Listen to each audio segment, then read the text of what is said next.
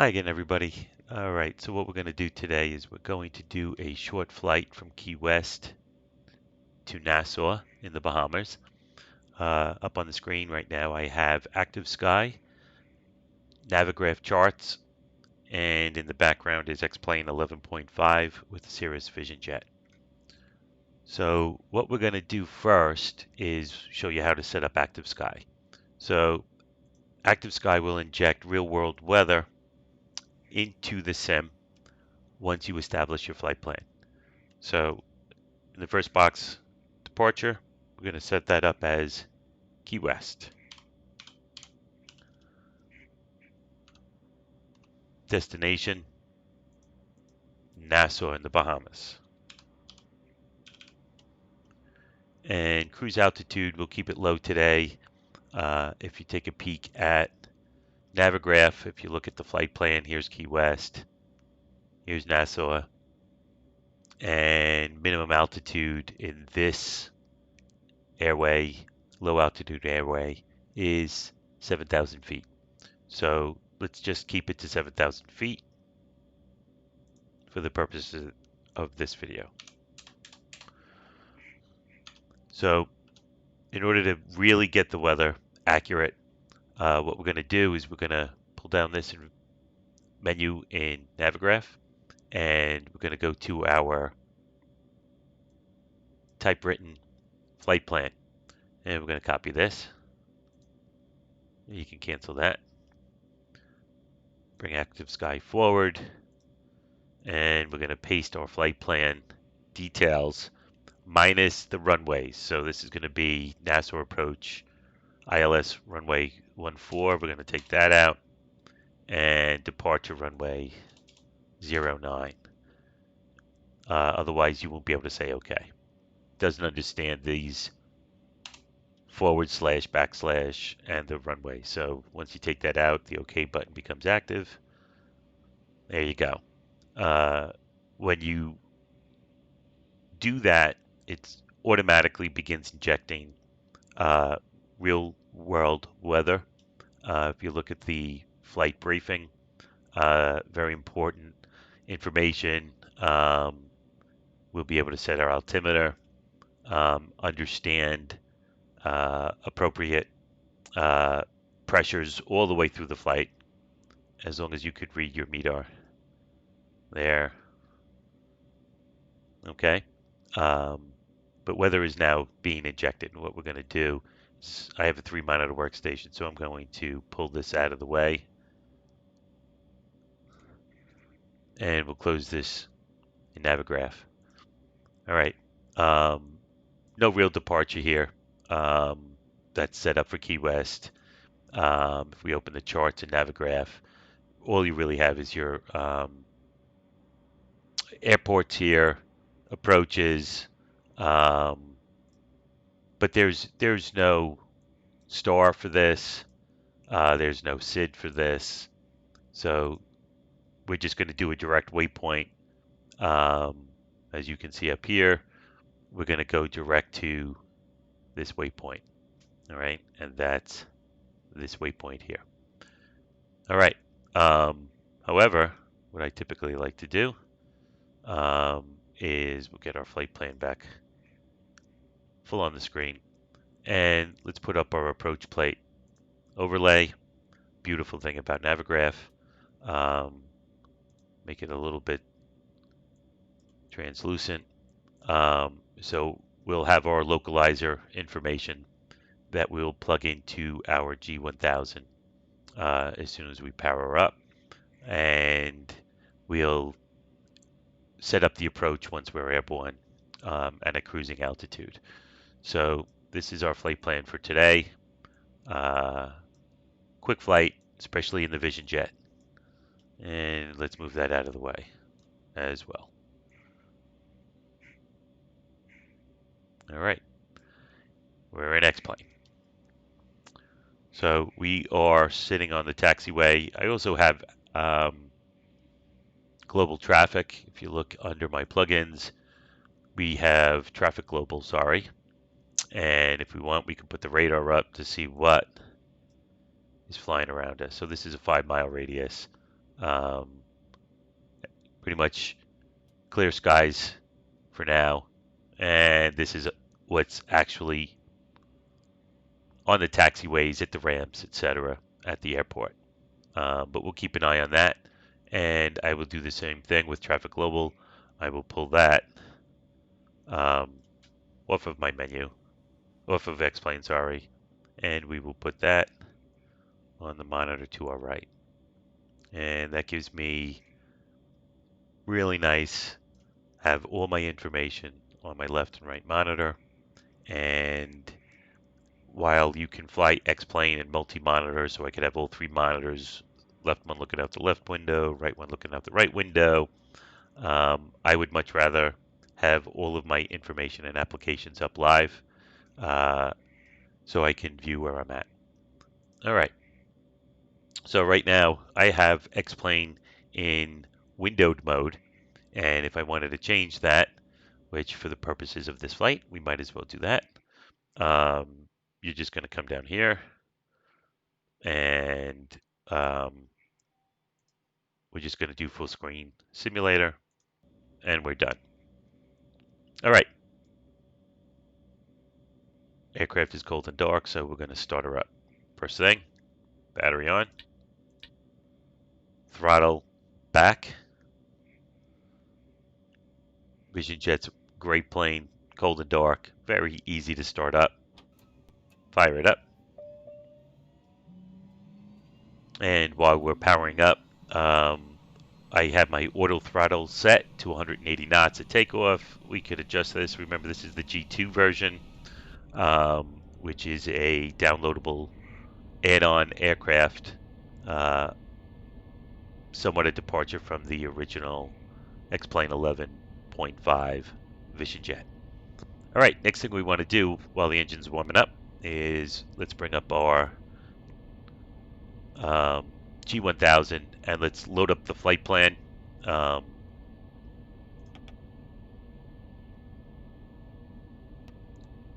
Nice with X-Plane 11, if you hit the inner dial, as most of you know, I exported my flight plan from Navigraph charts. Let's just click on the selector.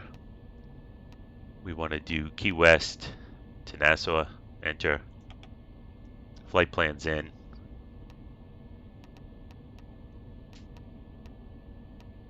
And should be identical.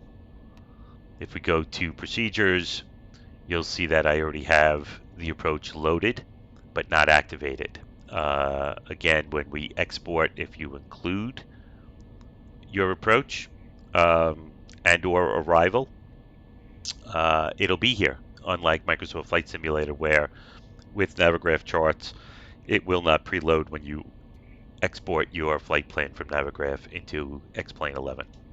For now, we can skip that page and minimize.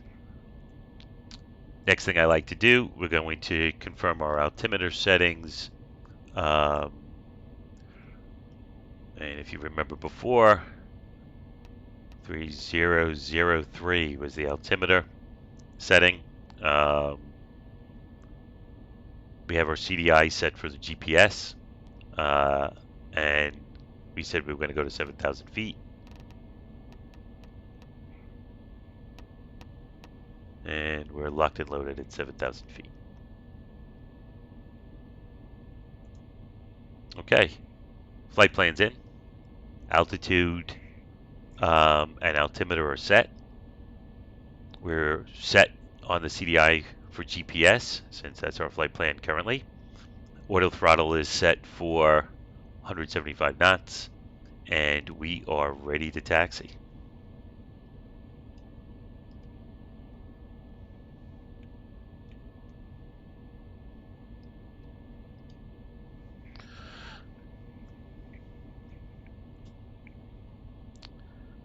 Global traffic can be a little bit buggy at times. Always keeping an eye out for traffic that's popping up, especially while taxiing.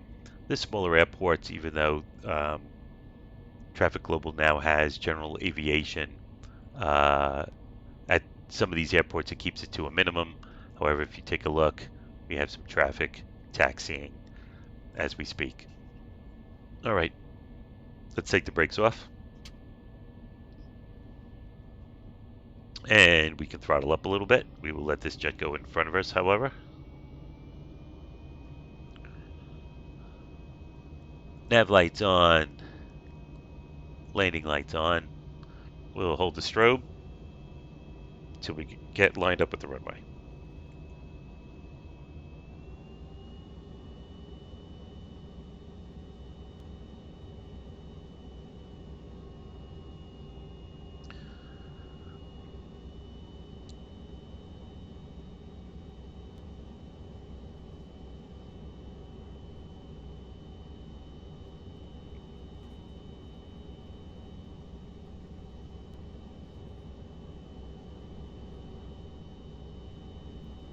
And just checking both ways.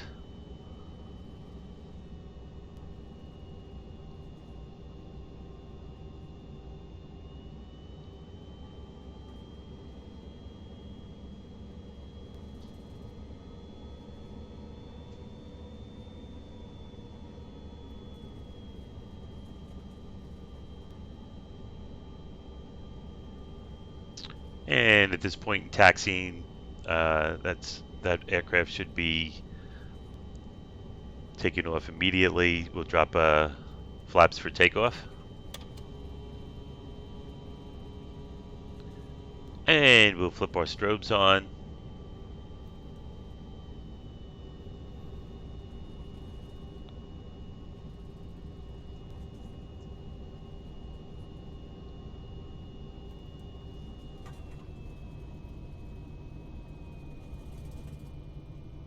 I'm just checking the radar on my other screen for traffic global. There's nothing on the approach. We will line up until that 737. Let's clear the runway. Could have been an A320 also. I didn't get a good look.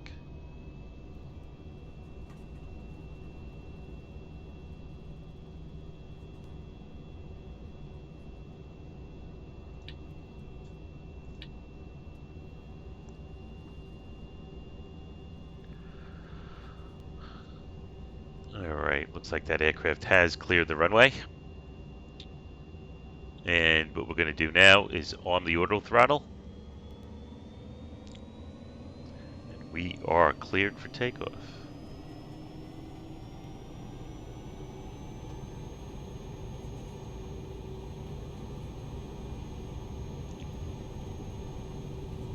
Little rudder.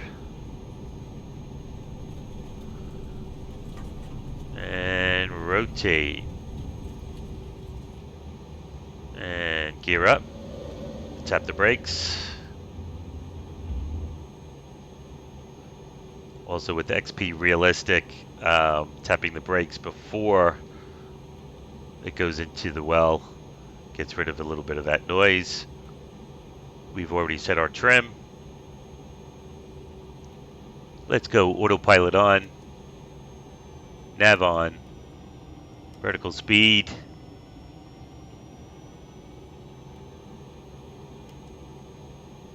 And we could do about a 2,400 feet per second to start.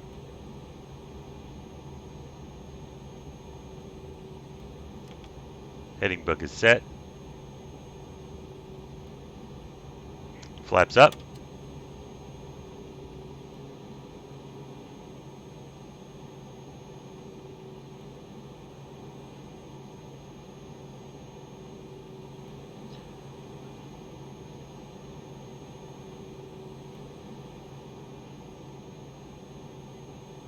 Alright, let's get that nose down just a little bit.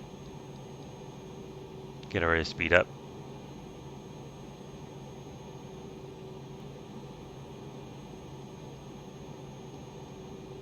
Go to about 10 degrees.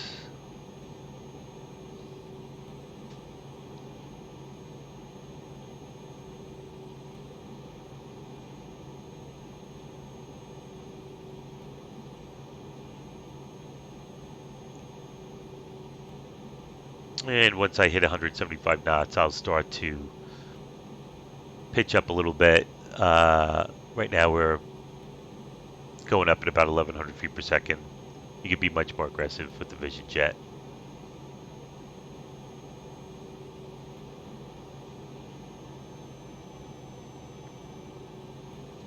The auto throttle is not an option with the X-Plane base Vision Jet aircraft.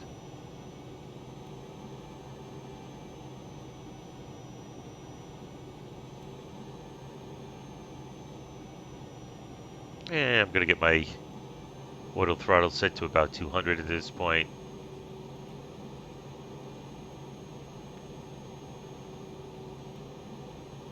Go to about 2,000 feet per second.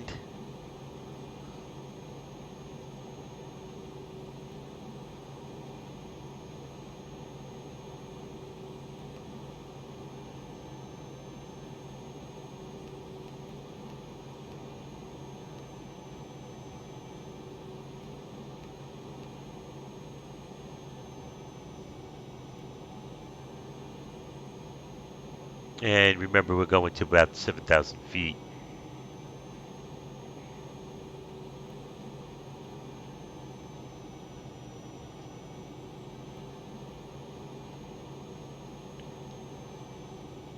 Might be right about at the cloud ceiling here. 1,000 feet to go.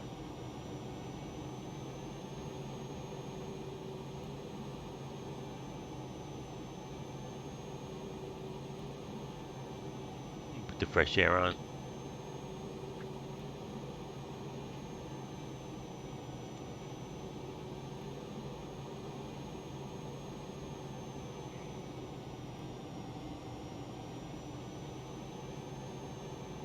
Nice, right about the ceiling here.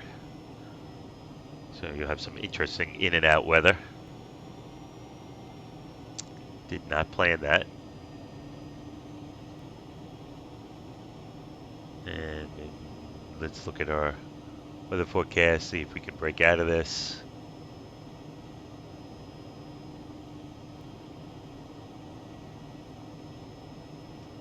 Oh, why don't we go to 9,000 feet? So we want to change our altitude. 9,000. And we'll go vertical speed. And let's climb at about 1,500 feet per minute.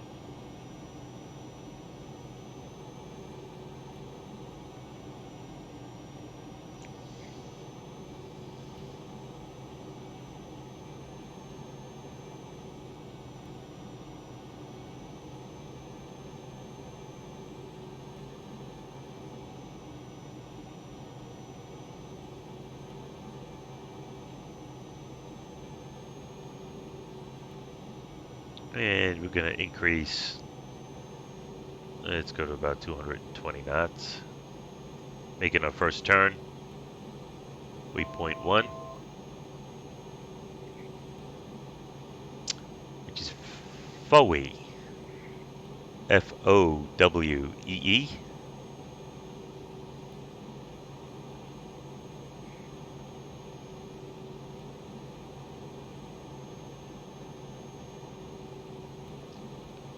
And it looks 9,000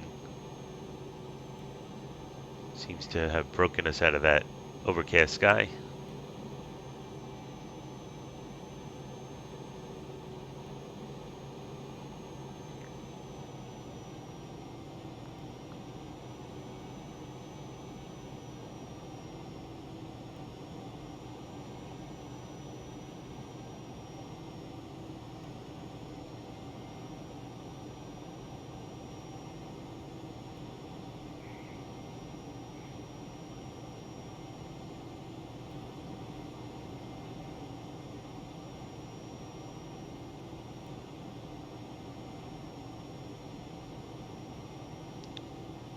So for the scenery, I use the Global Orbix Terraflora, which is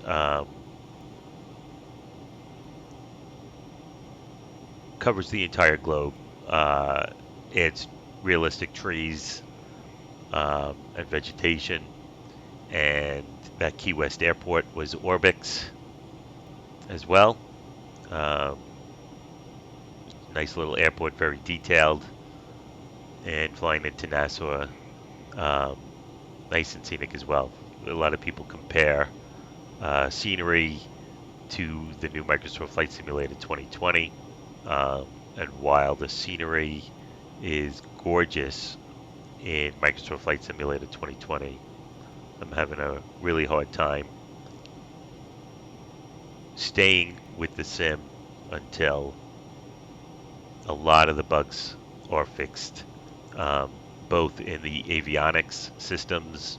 Um, there's a couple of bugs with Navigraph. Navigraph is in beta for Microsoft Flight Simulator. There's an issue where on your G1000 display, you'll see flashing navigation points. They blink because currently Microsoft will not, and Asobo will not allow Navigraph to overwrite Asobo's navigation aids, even though it updates regularly. Um, it does not work in conjunction with the updated cycle with Navigraph. So that's kind of a buggy. It's more of an annoyance than it does any damage. However, there's a lot of problems with most of the avionics that I've come across. Inconsistent approaches. Um, they're working on it. It'll probably be a great sim a year from now.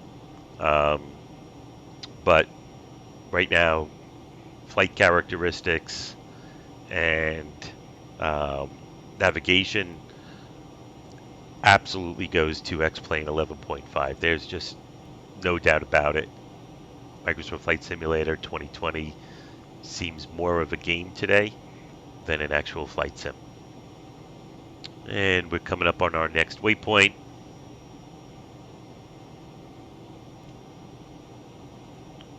About 40 seconds out.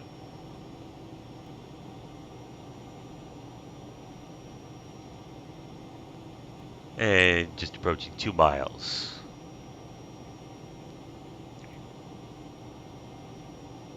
And look at this G1000 as it counts down. You won't see that in Microsoft Flight Simulators. And then it will execute the turn.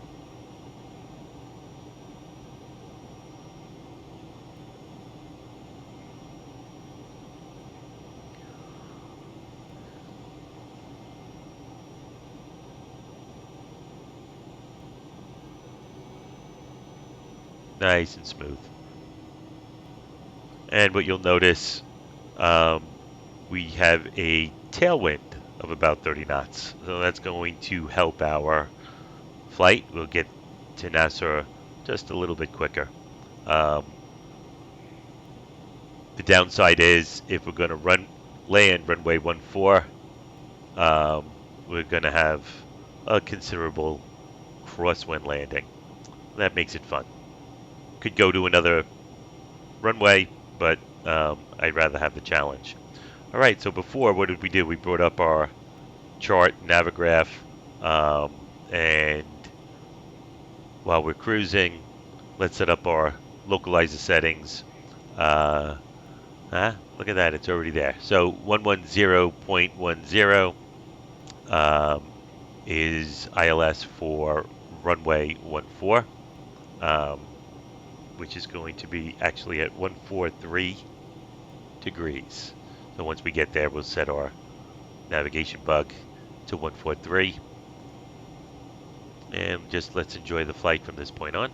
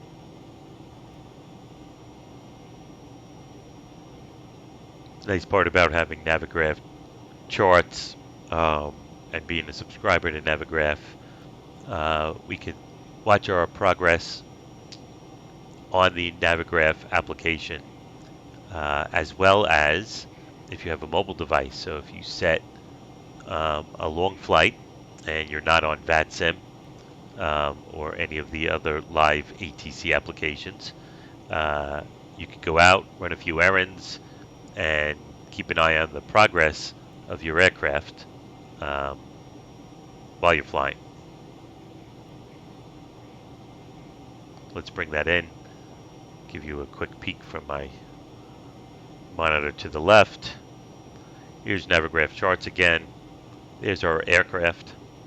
Um, and again, if you have um,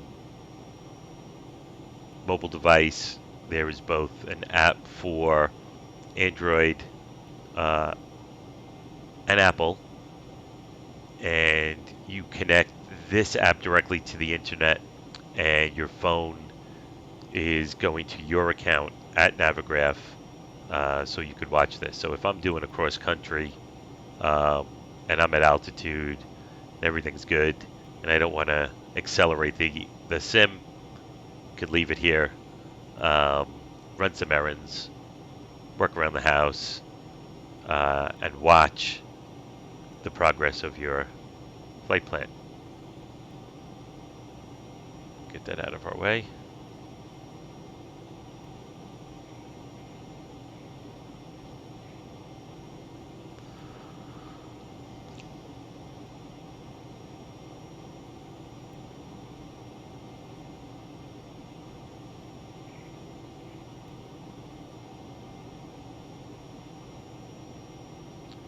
Maybe we'll take a look at active sky while we're cruising here. Um, let's see what that's about. Okay, so we're looking at our weather briefing. Um, it does pull some of the waypoints, so you could check your altimeter settings. What this is really most beneficial, because you could fly the live weather in X-Plane. However, if you fly VATSIM, having an application like Active Sky uh, gives you the same weather that they're flying in VATSIM. So your altimeter is accurate. Not that the folks at VATSIM really break your chops if you're not flying live weather, um, but it just makes a much more realistic environment. Um, if we take a look at the map, um, which is great to have, let's go all the way down to Florida. There's our flight plan. And you can also watch and follow your flight plan. Watch with this map. This map can also be disconnected or uncoupled or undocked, I should say, um, so that I can have on my other monitor, which is typically what I do. I'll bring it in just so you can see it. I'll watch the weather. I'll keep my briefing up. This traffic is Traffic Global, inserting traffic. What it does a good job of is keeping aircraft out of our flight plan when we're up in the sky. When we get down on the ground, it's a little bit sportier, where some live traffic might actually pop up on taxiways and parking spots, etc. But overall, it's a great application to have, especially when you're not flying on VATSIM. It gives a little bit more realism to the sim. All right, let's get this off to the right monitor.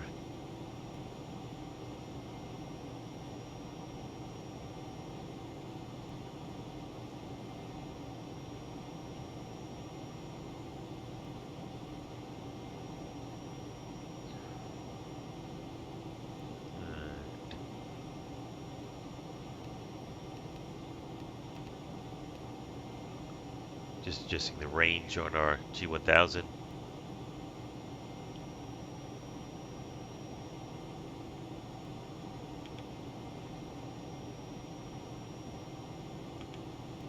I like to set up the localizer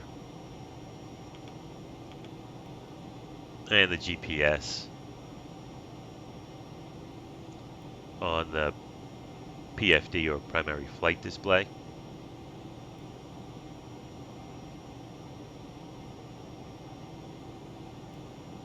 Just a quick note, what we didn't do, I'm not on VATSIM, I'm not flying ATC. Definitely should have, if I would have to, they would give me a ID to squawk in order to do that. In this case, we could just squawk VFR, even though we're flying IFR altitude.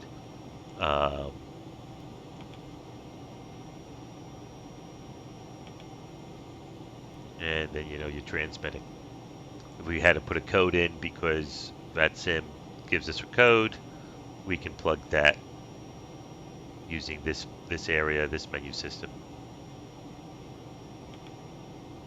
And we'll just back out.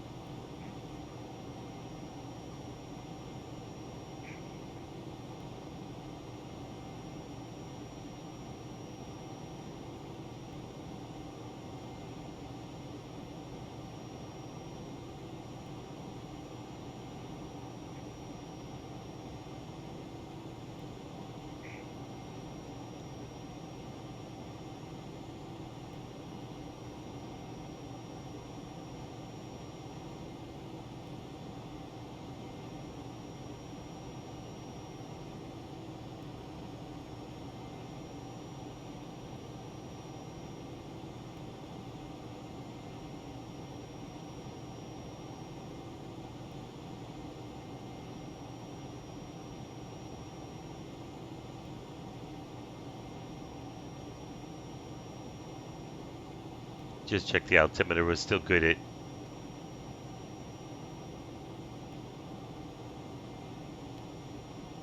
3003.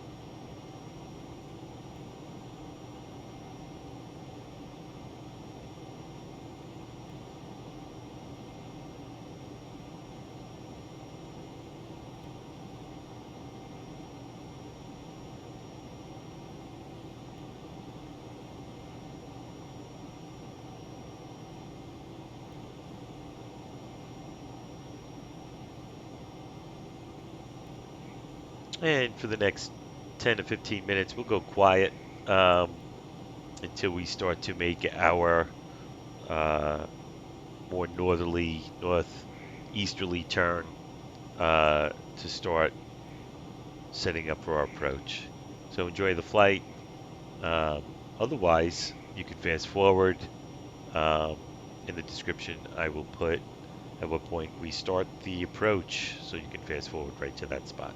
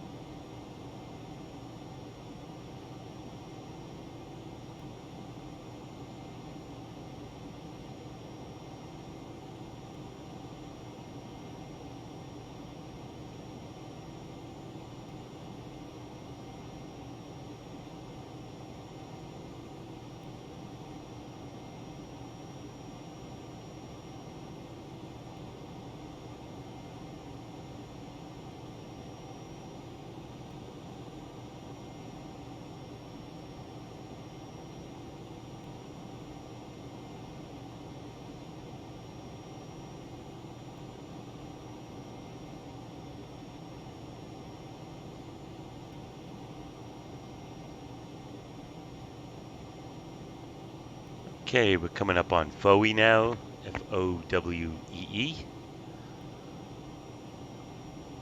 3.5 miles out.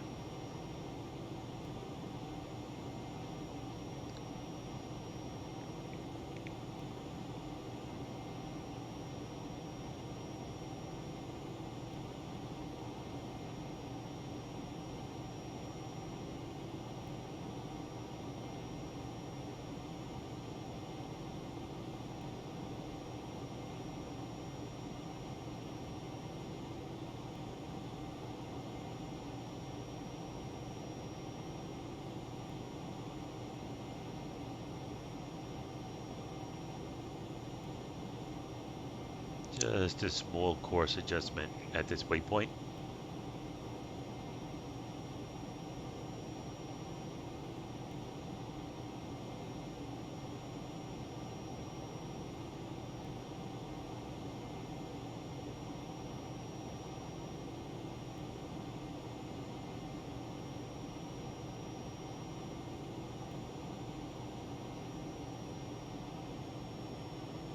And what we're going to do, see major right here, MAJUR. Right at this waypoint is where we will start our approach. All we'll need to do, since it's already in, for ILS 14 is activate that approach, because it's already loaded.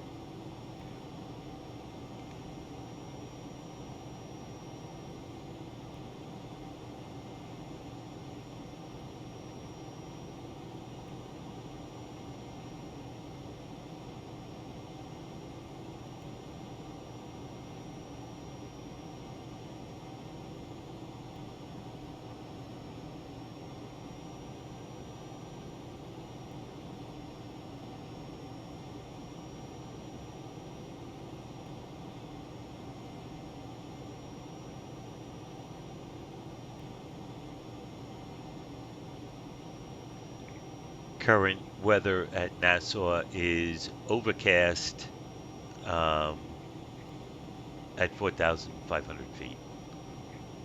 So we should have a good approach. Keep an eye on that crosswind.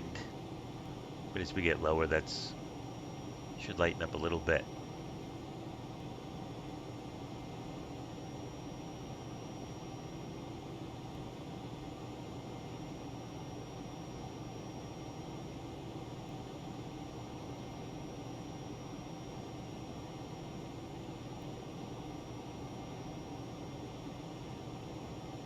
Bring the weather map in from active sky from the right monitor, just so you can get an understanding of what the cloud cover is going to look like.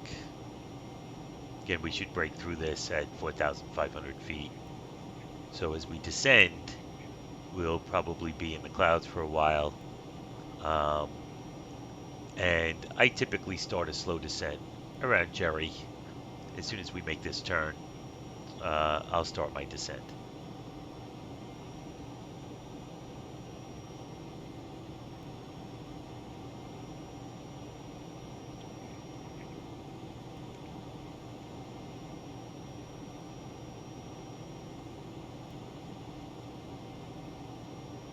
And if we like, again, we have time, so it's a casual flight.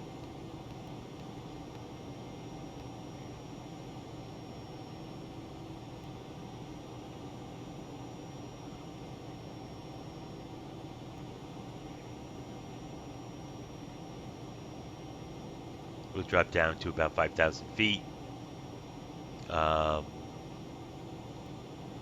And then continue that descent into major, where we'll initiate our approach.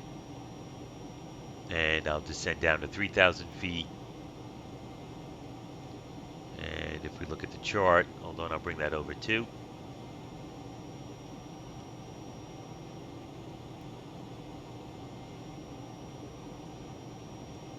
Okay, here we are now. We're going to after we make this turn. Minimum altitude in this airway is about 5,500 feet.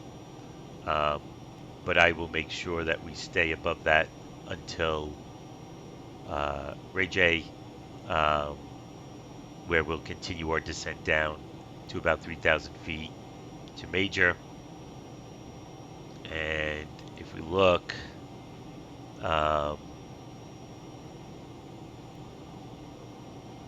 right here is where we'll make sure we're at 1,700 feet. So we capture the ILS.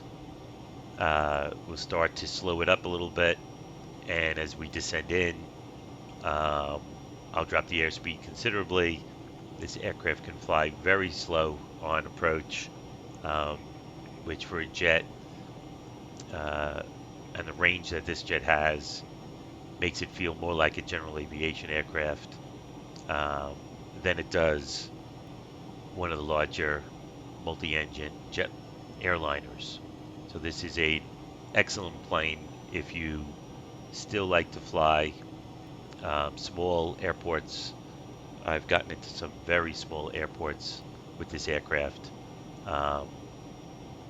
As we descend out through the ILS approach, I will drop down to about 90, maybe 85 knots, depending on what the winds aloft are. We'll see if we can keep it slow enough. Nice smooth landing. Use as little runway as possible.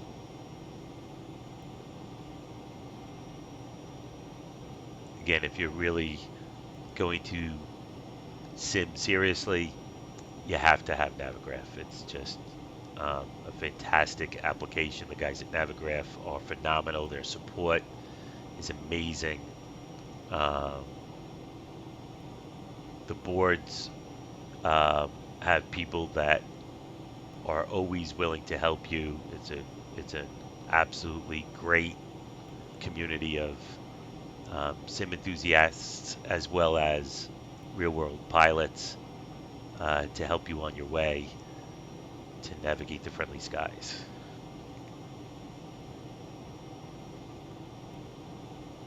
All right, what we're going to do, I'm going to move this out of our way. Sorry for the multiple grabs here, but Windows wants to maximize it and snap the window to the main monitor if I don't grab it from the other monitor. Okay, we're getting ready for our turn at Jerry. 4 seconds out. Active Sky just injected updated weather.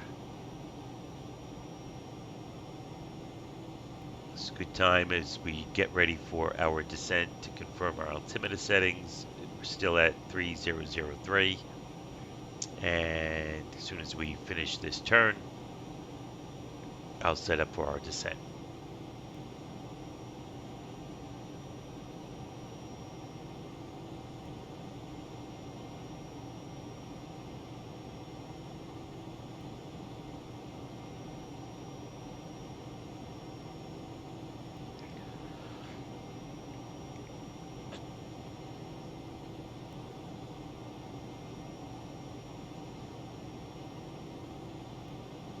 Okay, confirmed. 5,000 feet will be our next target.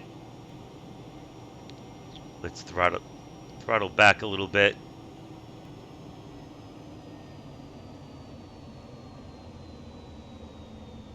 Again, fan of using vertical speed. And on my CH throttle, I've got a button set up for increasing, decreasing. Let's set that up.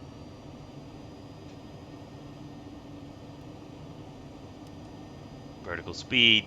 Let's go.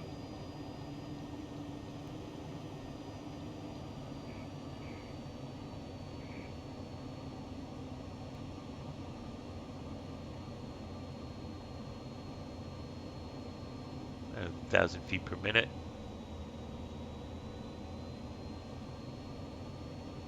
4,000 feet, just as we're getting a major, I should say RJ.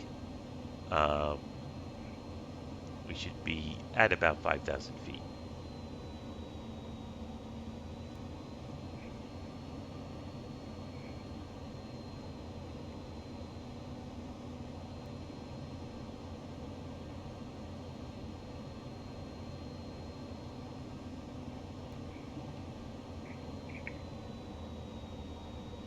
One of the other great benefits of X-Plane 11 is the ability to undock your G1000. So if you want to put that on one of your other monitors, you can certainly do so. There is a little bit of a hit to the frame rate if you take the PFD and the MFD and pin them to the other two monitors. It's not substantial if you have a good system, but you could lose 8 to 10 frames per second if your video card, memory, CPU are a little bit lower end. We've talked about my system in another video. This is an Asus Rogue Strix PC. It's an i7, 16 gig of RAM. This is running on a terabyte SSD, separate from the operating system SSD, and seems to be all I need for both Microsoft Flight Simulator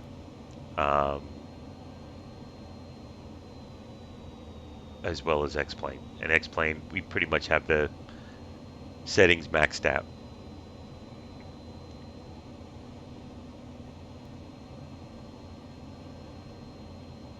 Plus, keep in mind I'm flying with a host of plugins. XP Realistic is running. Xpilot's running. I'm not using the Avatar because I have the other two monitors, although I have the plugin installed. I do have a couple of general aviation aircraft, Cessna 152 that I really love to fly with, that I'll pin that tab, and Traffic Global.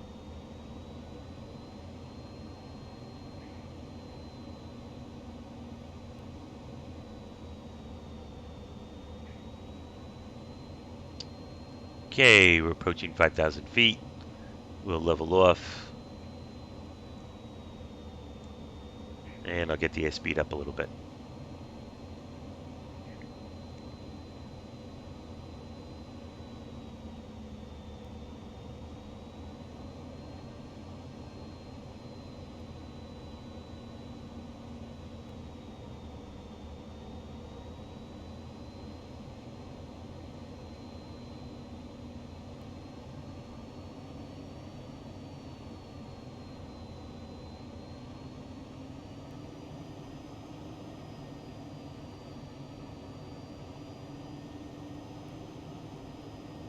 Airspeed up.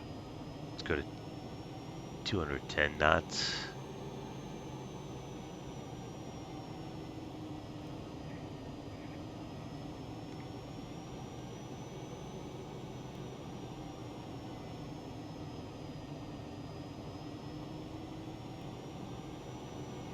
We are definitely in the clouds now.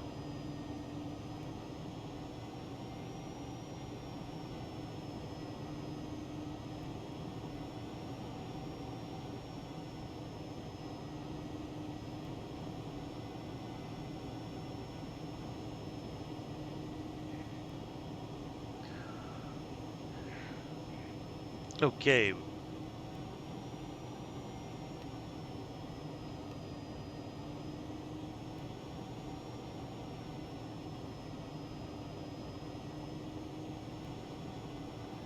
All right, we just set our altitude target to 3,000 feet. And we'll begin our descent as soon as we finish this turn.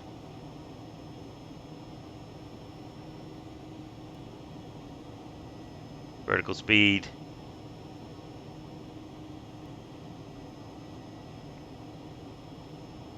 And we'll go 1,000 feet per second.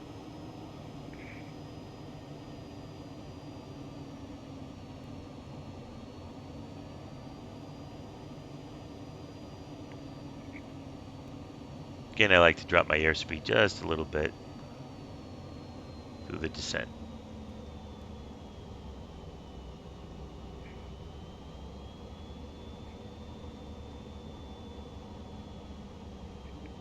Let's check the altimeter on active sky. Waypoint major is going to be altimeter 3004. Minor adjustments here. And as active sky told us, we broke that ceiling at about 4,500 feet. So we should have a pretty clear approach the rest of the way in.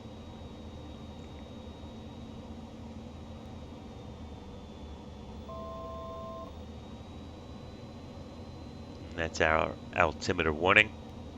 Just giving us a heads up. We're about 1,000 feet from hitting our target of 3,000 feet.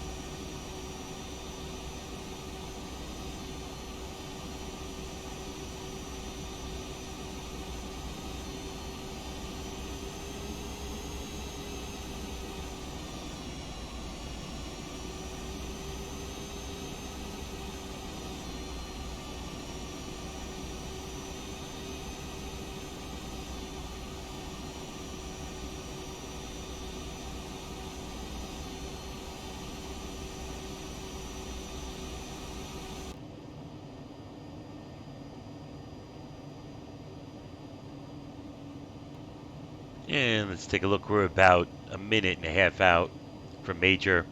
And at that point, once we make that turn, we will activate our approach. At this point, let's set our altimeter.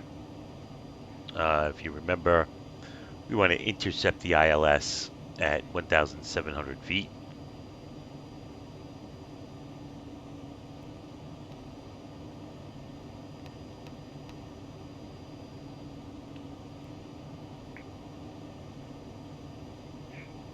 And if we checked active sky, I'm going to set our altimeter for that final approach just a notch, 3005.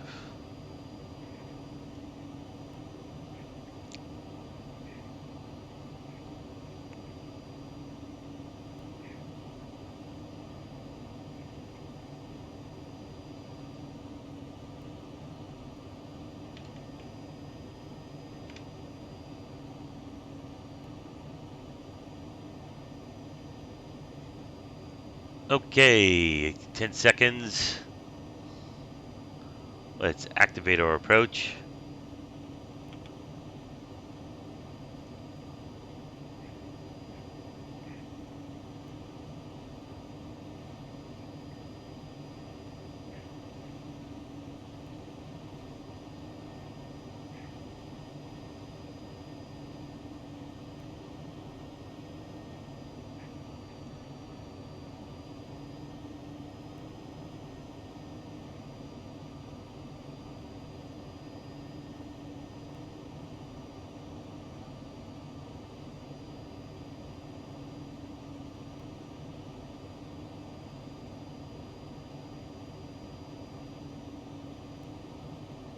And at this point, Set our heading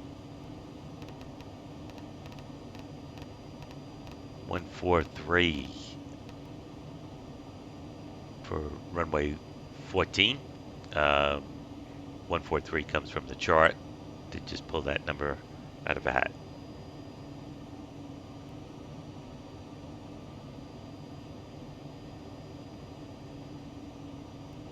Start to prepare for our descent to 1,700. Activate vertical speed.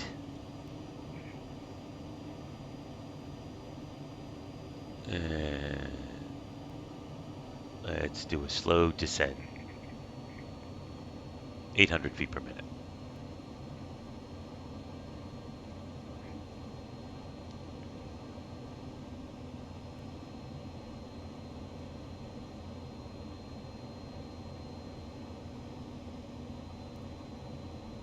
And what I like to do next is we'll get into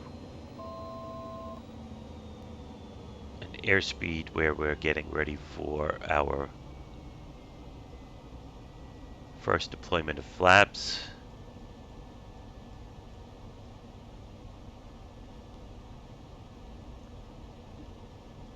At 150 knots, see the white line? That's where we can safely deploy or begin deploying flaps.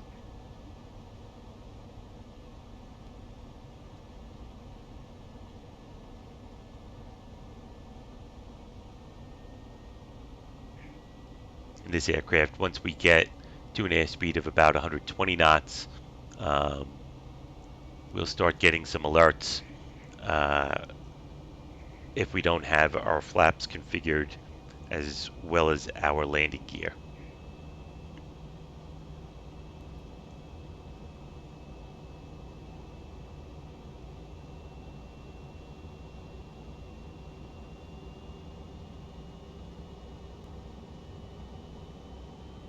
Just notice when we get to capture the ILS approach, this CDI will automatically flip over to nav 1. Again, we have our ILS approach already tuned in.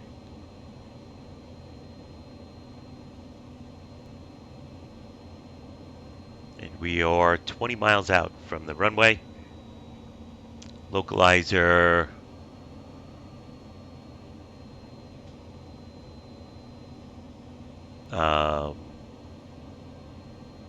about 5 miles before we start to capture at Muni.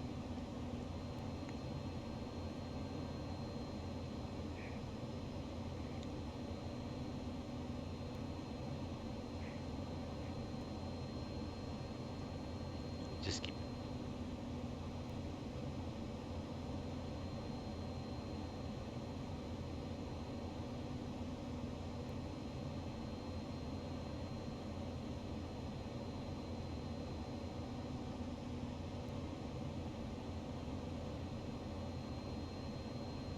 Okay, what we're going to keep an eye out for is our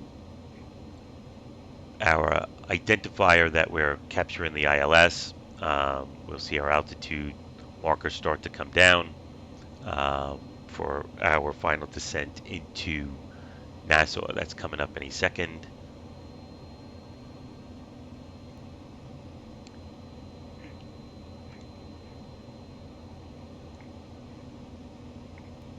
So at this point,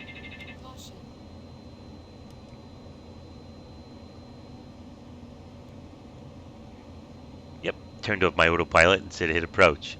Happens to the best of us. Okay, so we're going to hit our approach.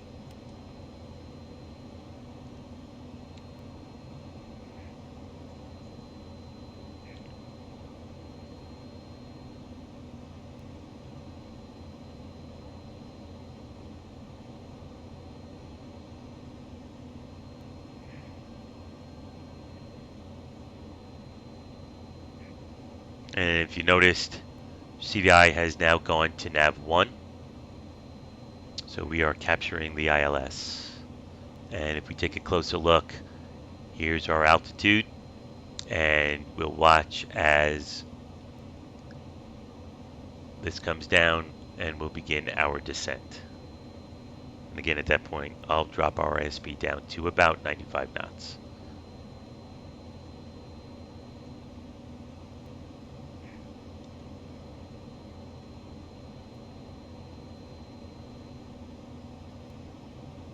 And you can see the runway in sight.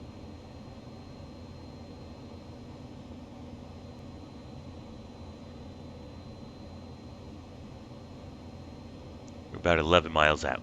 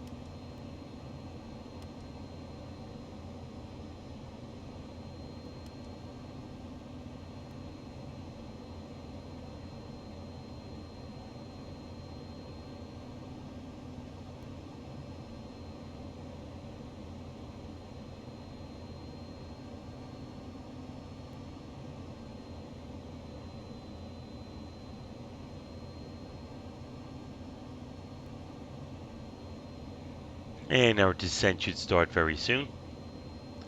Soon as this bug hits here.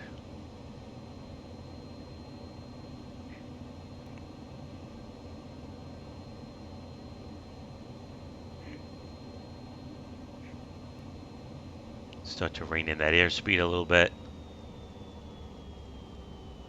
Descent has begun.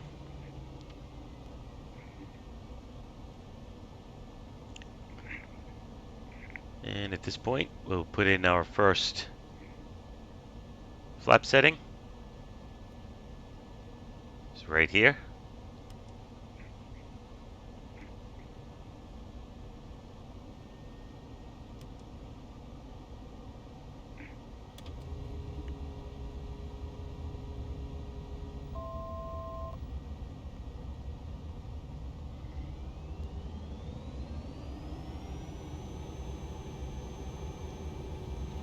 And we'll get that airspeed way down now.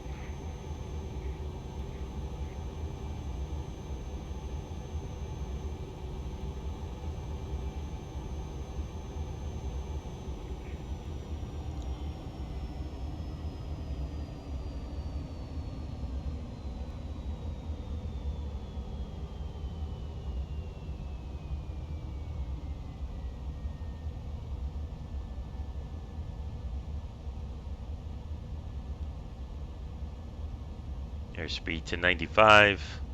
As soon as we hit about 120 knots, let's get our second flaps in. That's for our gear. Gear's going down. 500 feet, I'll kill auto throttle. There we go.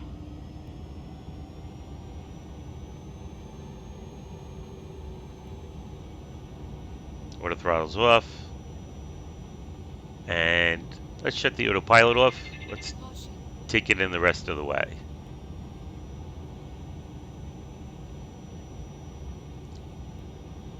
Okay, we are sticking rudder now.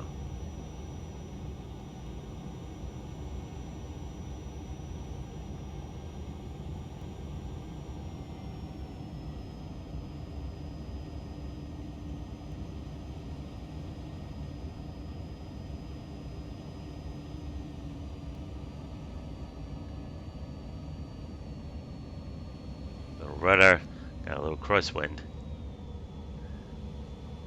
I'll use a little more runway than I normally would. And we are down. Little brake. Not exactly center line, but we'll take it. All right. We'll get off here. Start cleaning up the airplane as soon as we get off the runway.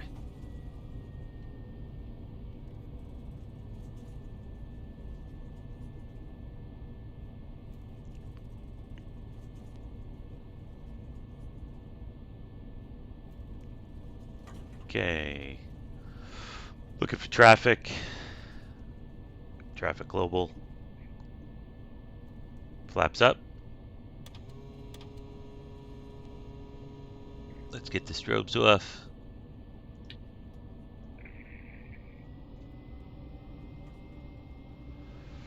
Nobody's on the taxiway.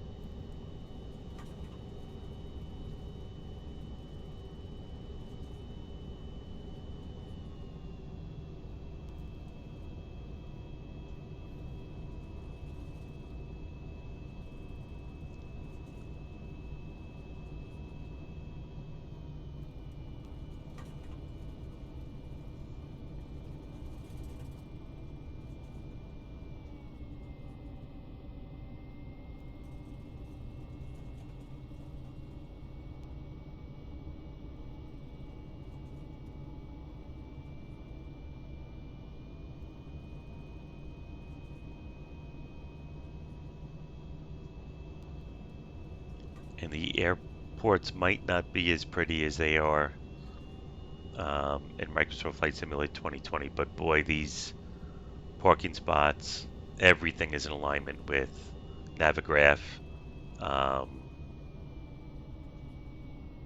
It's just awesome compared to Microsoft Flight Simulator, which has had some major issues with parking spot numbers.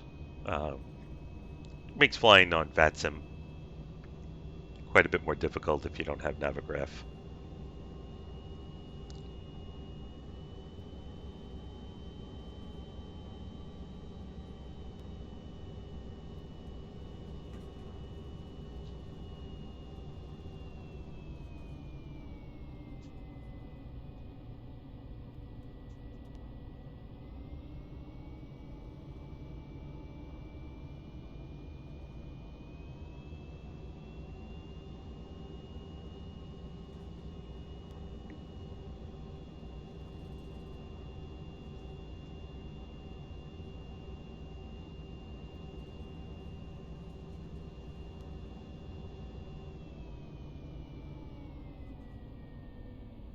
And lightly on the brakes.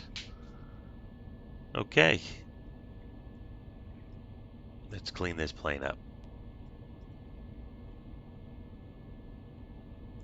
Parking brakes on.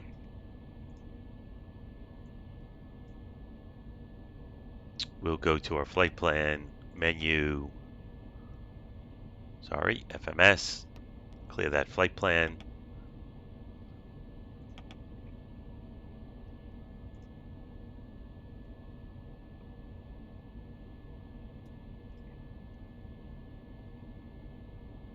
Shut off the fresh air.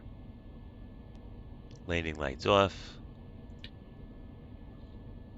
Power off the engine. Simple.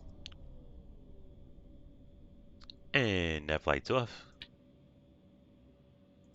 Generator off. Let's open the door.